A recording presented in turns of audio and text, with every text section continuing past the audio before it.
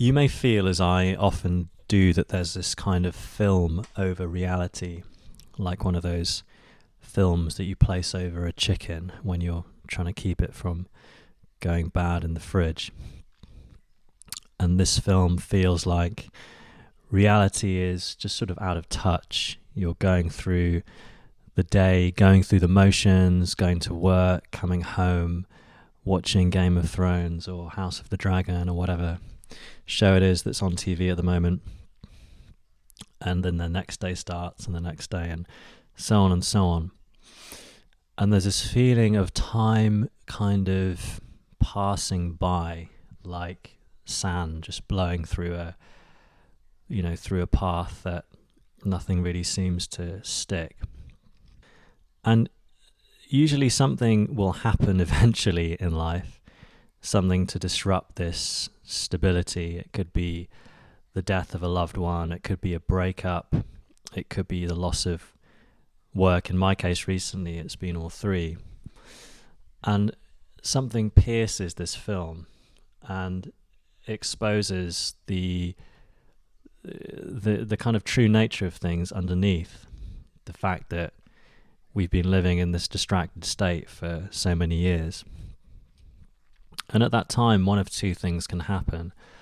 A person can either go through that fissure and come into a place of reality, or they can try and numb out and distract themselves until that fissure or that opening, that portal, passes by into history and then just continue as normal. When somebody like myself experiences grief or experiences loss, there's this strong cultural impulse to distance oneself from that experience, to take medicines, antidepressants, anti-anxiety medications, to talk, to drink, to smoke, to try and continue as normal. I think a courageous thing to do is quite the opposite, is to feel fully what that loss represents, and to use it as a doorway, as a portal, as my friend once said, to step through it into something more sincere, to evaluate, to regroup, and to allow oneself to be transformed in whatever way that experience is calling us to do. And then to live life in a different direction, in a direction that acknowledges and integrates the transformational experience that we've just had. And it doesn't have to be something negative. It could be something positive, like getting married or having a child or meeting somebody new or moving to a new country. All of these things provide, I think, often a temporary taste of what reality could be. But we're creatures of habit. We have our ways of distancing ourselves from the truth, and I don't mean the truth in a material or a mathematical sense. I mean more like the truth of experience. It's kind of more of a subjective thing. I realise that's semantically difficult to explain, but in this case, I'm talking about the truth, and specifically something called presence.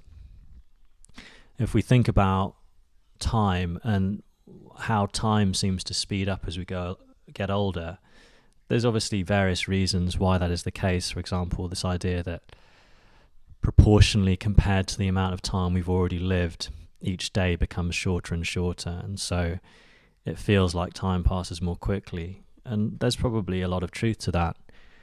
But I think another reason why time seems to pass more quickly is that we become sort of numb to the moment.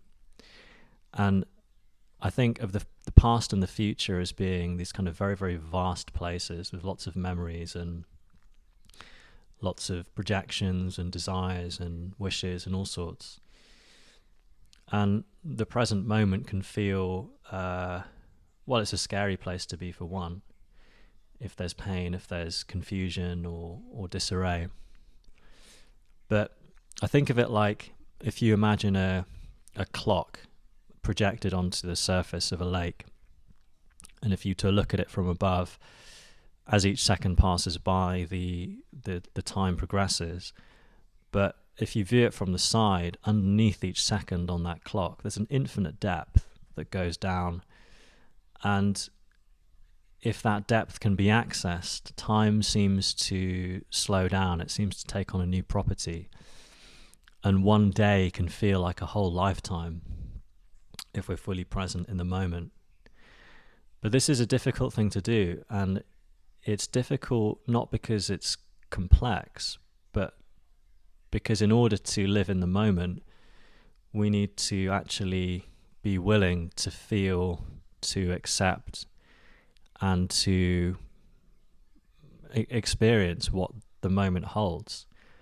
And for a lot of people, myself included, as I always say, that is not an easy thing to do, because in the moment there's going to be anxiety, there's going to be frustration, there's going to be conflict with people. And it's never been easier in history to distract ourselves. I'm sure that if you were to go back hundreds of years, you would find that people were distracting themselves with ale and prostitutes and many of the similar kinds of things we do now. But now it's just so easy to do that. And so I think a lot of people feel that they're almost looking at their life through this glass film. It's like it's there, but I can't really touch it somehow. And so it takes some kind of disruptive experience, some strong experience to pierce through and actually get into a feeling of being alive again. It doesn't have to be that way. I think naturally, if we remove these distractions from our lives, we start to see what our lives really contain. Life isn't coming home from work and watching TV shows. I mean, it is that, unfortunately. But that's not really all that it is. And if I stop doing that, if I start just kind of sitting with myself, sitting with what is, then I start to realize that there's actually a huge amount of opportunity, a huge amount of beauty, a huge amount of pain that's all around me all the time. But I'm constantly trying to rise above it or sink beneath it or somehow remove myself. But I pay a big price for that. I pay a big price for both. To live in the moment is to pay the price of feeling your feelings. It's to pay the price of feeling disconnection from source, from myself, from other people.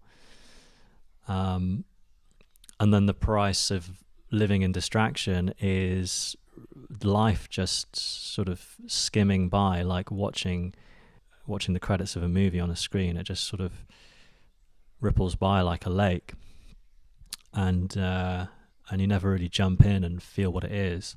And that really scares me.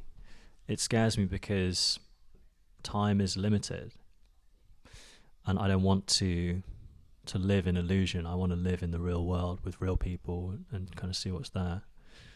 So this is almost like a beckoning from the other side. I think if you relate to anything that I'm saying here, I'm just telling you, or I'm really telling myself, I suppose, that there is something different. There is experience of beauty, there is experience of joy, and all of these things that are constantly available. It's not something that's outside of somehow in the future, if I achieve X, Y, and Z, or if this person loves me, or if this condition is fulfilled, when I have this, then I'll be happy. It's really always there. But it's not going to be accessible if I keep distracting myself and I keep going into my addictions, my habits, my fantasies, and all of those things. Bit of a rambly video. I'm also trying to speak a bit more quickly because somebody left a comment that I speak slowly, which I agree with. But I hope you found this helpful. As always, just reach out to me, leave a comment below if you resonate with what I'm saying. If you don't, that's also cool. I want to hear about that. I also do one-to-one sessions. You can email me for those or drop me a message. And I'll see you for the next video. Thanks for your time.